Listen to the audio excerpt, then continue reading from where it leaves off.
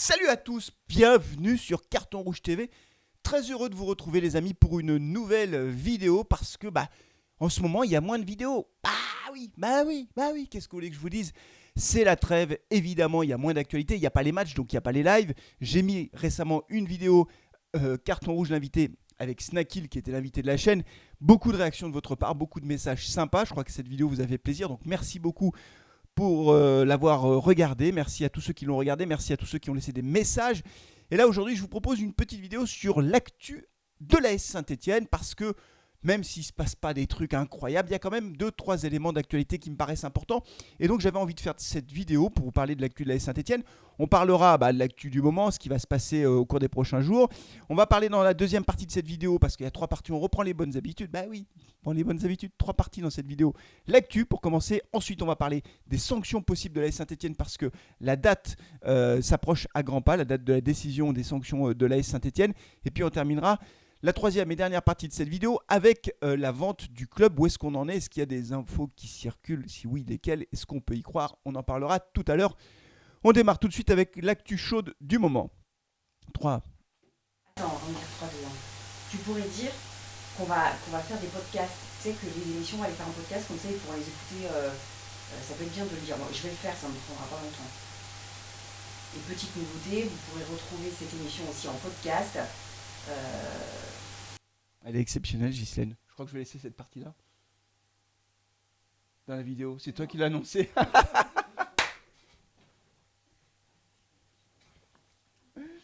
Et sur quoi? Sur Spotify? Ouais, sur Spotify et sur l'autre, je sais plus ce qui. On mettra le lien. Ouais, on mettra le lien, ouais. Ok, bon, je peux terminer ma vidéo du coup?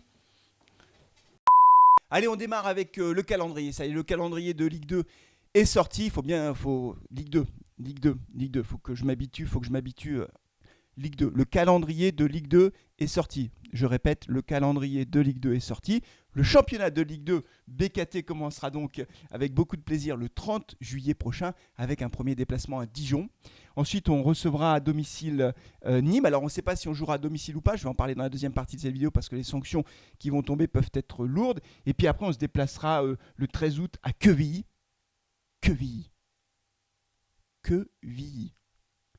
Ah ouais, Quevilly quoi. C'est ça. Après, on recevra Nîmes, on recevra Le Havre, on ira à Valenciennes, Bastia. Bon, Le Havre, Valenciennes, Bastia, des anciens pensionnaires de Ligue 1 quand même. Voilà, donc le championnat va vite redémarrer en réalité, puisque 30 juillet, vous savez, c'est le championnat de Ligue 2 redémarre avant le championnat de Ligue 1. La reprise des entraînements de l'AS Saint-Etienne est prévue pour le 29 juin, donc ça se rapproche à grands pas. C'est dans 10 jours au moment où j'enregistre cette vidéo. Donc les choses vont s'enchaîner rapidement. Il y aura la reprise progressive, il y aura des matchs de préparation aussi évidemment pour les joueurs. Donc on va retrouver un rythme de vidéo un peu plus soutenu puisque l'actualité va être un peu plus soutenue. À noter, toujours du côté de l'actualité, que l'AS Saint-Etienne a évidemment annoncé que son nouvel équipementier Hummel présenterait certainement le nouveau maillot de la SS le 1er juillet. Donc c'est une date qu'il faut retenir. J'espère qu'on aura un beau maillot, sachant que le logo fait encore débat. Le nouveau logo de l'AS Saint-Etienne ne plaît pas à tout le monde. Je le trouve pas génial, je le trouve pas catastrophique non plus. En fait, je m'en fous un peu, pour tout vous dire. Voilà, c'est le nouveau logo de la SS. Je pense qu'ils auraient pu faire mieux. Mais bon, c'est pas ça qui me fait rêver, moi, au stade. C'est pas le logo de la SS. Mais bon, en tout cas, ce que j'espère, c'est que le nouveau maillot de la SS, le premier maillot de la marque Hummel, sera un maillot réussi. Donc ça, normalement, ce sera le 1er juillet qu'on en saura un peu plus. Du côté du mercato de la SS, parlons du mercato de la SS. Vous le savez, l'élément le plus important de ce mercato, pour le moment, c'est l'arrivée de Laurent Batles.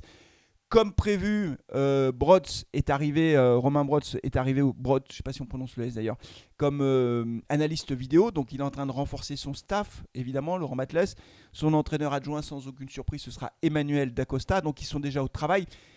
Donc ça, d'ailleurs, Snackil l'a dit, par rapport à Bordeaux, qui est toujours dans cette période d'incertitude, est-ce qu'ils descendent, est-ce qu'ils ne descendent pas, et l'incapacité à préparer la saison. Nous, on a déjà un staff qui prépare la saison. Donc ça, déjà, c'est quand même une bonne nouvelle, si je puis dire, d'avoir un staff qui peut déjà préparer, je vais presque dire sereinement, la nouvelle saison. Donc voilà, ça, c'est le premier élément. Et puis du côté du mercato joueur, Nordin est part à Montpellier. On sait que Wabi Kazri en fin de contrat est en train de négocier. Il a eu des offres qu'il a refusées pour le moment, mais il y a Lille, peut-être Marseille, peut-être Montpellier aussi. Donc Wabi Kazri va partir. Évidemment, ce qui pose problème pour Wabi Kazri dans ces clubs, c'est évidemment pas l'indemnité de transfert, puisque le club n'en paiera pas, le club qui va recruter Wabi Kazri, mais c'est son salaire. J'imagine que les clubs veulent baisser son salaire par rapport notamment à son âge. Et lui, évidemment, il veut avoir le salaire le plus élevé possible. C'est assez classique. Mais Wabi Kazri n'a pas encore signé de nouveau contrat, mais il n'est plus à l'AS Saint-Etienne à partir du 30 juin, donc c'est fini. Et puis on verra pour les autres. Enfin, la vraie question pour les départs de l'AS Saint-Etienne, c'est Denis Bouanga par exemple, c'est Seydou Sow. Est-ce que Seydou Sow va rester ou pas? Est-ce que Romain Amouma va signer une prolongation de contrat? Moi j'espère que Romain Amouma va rester. Est-ce que Neyou va partir? Neyou, j'ai vu sur Twitter que ça fait beaucoup débat, mais globalement, une majorité d'entre vous souhaite qu'il parte. Si on a une bonne offre, il est arrivé pour 300 ou 400 000 euros. S'il y a une offre à 2-3 millions, il y en a beaucoup qui disent qu'il parte. Moi, je pense pas. Je pense que Neyou doit rester. Neyou, c'est un joueur qui a un potentiel important. Il a fait une mauvaise deuxième partie de saison, d'abord parce qu'il n'a pas joué. On ne l'a pas fait jouer, donc il ne peut pas être bon si on ne le fait pas jouer. Je rappelle que Pascal Duprat n'a pas du tout fait jouer Neyou. Et le jour où il l'a fait jouer, Neyou a été expulsé parce qu'il a pris 2 cartons en l'espace de quelques minutes. Mais moi, je pense que Neyou pour la Ligue 2, c'est impeccable. Donc moi, j'espère que Neyou reste. Dites-moi ce que vous en pensez. Et puis du côté des signatures de joueurs, à noter 3 contrats pro. Alors il y a Louis Mouton, 20 ans, qui a signé. C'est un milieu de terrain.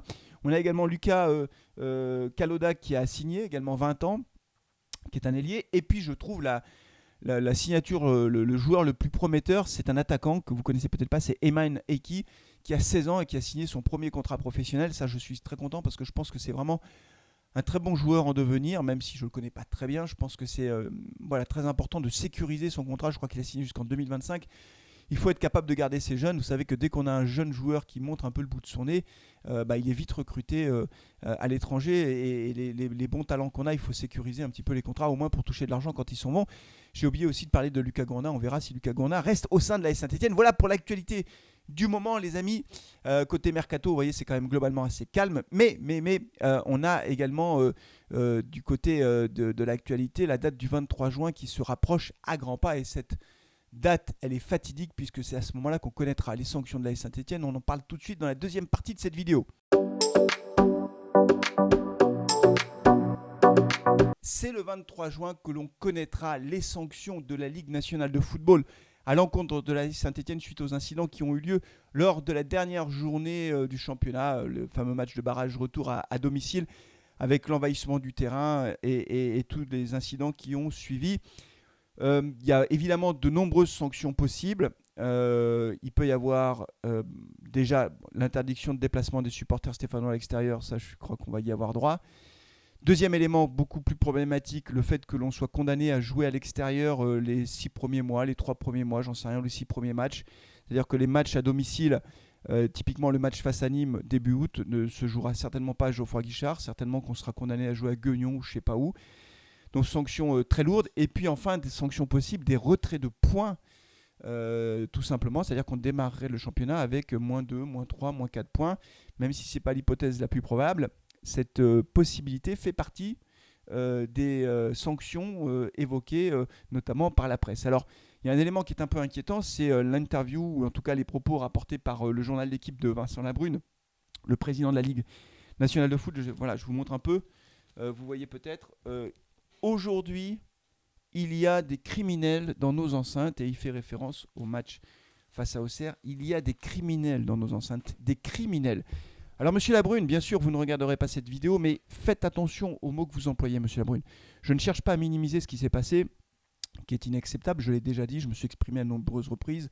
Envahir le terrain, essayer de tirer des fumigènes sur la tribune officielle, créer des incidents cassés, c'est inacceptable. Ça ne résout aucun problème, ça dégrade l'image du club et ça pénalise le club avec des sanctions qui derrière sont des sanctions collectives. Mais criminels, enfin, le mot crime a une définition. Pourquoi pas que des criminels de guerre tant qu'on y est? Enfin, monsieur Labrune, faites attention aux mots que vous employez. Vous êtes président de la Ligue nationale de football. Votre rôle, c'est de trouver des solutions pour faire en sorte que des incidents comme ceux-ci ne se reproduisent plus. Ce n'est pas en employant des mots inappropriés que vous allez résoudre quoi que ce soit. Voilà, il y a des criminels dans nos stades. Qu'est-ce que c'est que ce truc? Enfin, faut arrêter à un moment donné. Non, le problème au global, donc, c'est que nous, on va avoir de lourdes sanctions. Donc moi, les supporters qui vont sur le terrain n'agissent pas dans l'intérêt du club, ils agissent contre les intérêts du club. Il faut le dire clairement. quand on tire des fumigènes face à Monaco à 2 journées de la fin et que derrière on se prend un huis clos et puis après un huis clos partiel, ça n'aide pas le club. Vous pouvez me raconter ce que vous voulez, ça n'aide pas le club. Voilà. Mais le problème, c'est que la réponse des pouvoirs publics, la réponse de la Ligue, sont des réponses qui sont inadaptées. Inadaptées. Tout le monde le sait. Tout le monde le sait. Premier élément, c'est qu'à chaque fois, ce sont des sanctions collectives qui ne servent à rien. Il faut arrêter avec ça. Il faut des sanctions individuelles. C'est interdit d'aller sur un terrain, c'est interdit de faire ceci, cela. Bah, si tu es pris la main dans le sac, tu as des interdictions de stade. Toi, tu ne peux plus aller au stade pendant un match, 5 matchs, 10 matchs, une saison, j'en sais rien. Ici, c'est très très grave pendant plusieurs saisons. Mais il faut individualiser les peines. On ne peut pas punir tout un stade parce qu'on a quelques dizaines ou quelques centaines de personnes qui font des débordements. Donc ça, c'est la première chose. Donc arrêtons avec ces sanctions collectives. Il faut des sanctions individuelles. Le deuxième point, c'est qu'il faut aussi que la Ligue et les pouvoirs publics entendent qu'il faut bouger sur le sujet des fumis. Il faut aussi donner le sentiment que on entend ce que demandent notamment les ultras. Les fumis, dans la culture ultra, c'est indissociable. Partout dans le monde, les ultras craquent des fumis. Donc il y a 2 solutions. Soit on l'interdit, et donc à chaque fois qu'il y a des fumis craqués, sanctions collectives, etc., et ça ne sert à rien parce que ça continue. Soit on essaye de l'encadrer. Dans le monde entier, il y a des craquages de fumis. Donc il faut l'encadrer. Voilà. Donc ce qu'il faut, c'est essayer de trouver une solution qui permette d'arrêter de criminaliser les fumigènes. Si c'est organisé, on limite les risques d'accident, parce qu'il y a des risques d'accident. Les fumigènes, oui, ça brûle, c'est très très chaud, ça monte je sais plus à 800 degrés, 1000 degrés, j'en sais rien. Et donc ça peut être très très dangereux pour les spectateurs qui sont autour. Donc il faut l'encadrer tout simplement. Mais encore faut-il trouver le moyen de dialoguer, d'échanger, d'essayer de trouver des sorties par le haut de tout ça. Enfin, les interdictions de déplacement des supporters stéphanois systématiques, c'est absurde. Interdire de déplacement les supporters stéphanois à Auxerre, mais pourquoi en fait ? Tu me dis le préfet du Rhône ou le préfet des Bouches-du-Rhône interdit aux Stéphanois de venir parce que c'est potentiellement source de troubles à l'ordre public, les supporters stéphanois et marseillais qui vont se rencontrer, affrontements, etc. À la limite, moi, je peux le comprendre que le préfet ne veuille pas prendre de risques. Mais Auxerre, il n'y a pas de problème avec Auxerre. Il est où le sujet là ? Donc en fait, aujourd'hui, on prend des sanctions préventives. C'est même plus la sanction collective après coup. Là, c'est de la sanction collective avant. Déplacement à Auxerre, je ne vois pas pourquoi on a interdit le déplacement à Auxerre. Résultat, il y a 1000 Stéphanois qui y sont allés, il n'y a pas eu d'incident. Ils sont allés à Auxerre, ils n'ont pas pu rentrer dans le stade, mais il n'y a pas eu d'incident. Donc, très clairement, je crois qu'il faut faire évoluer les choses, essayer d'avancer pour faire en sorte qu'on arrête avec ces sanctions collectives. En tout état de cause, pour l'AS Saint-Etienne, ce début de saison sera particulier avec des sanctions lourdes à la clé, des sanctions d'ailleurs qui impactent potentiellement le rachat du club, mais ça on en parle dans la 3e et dernière partie de cette vidéo.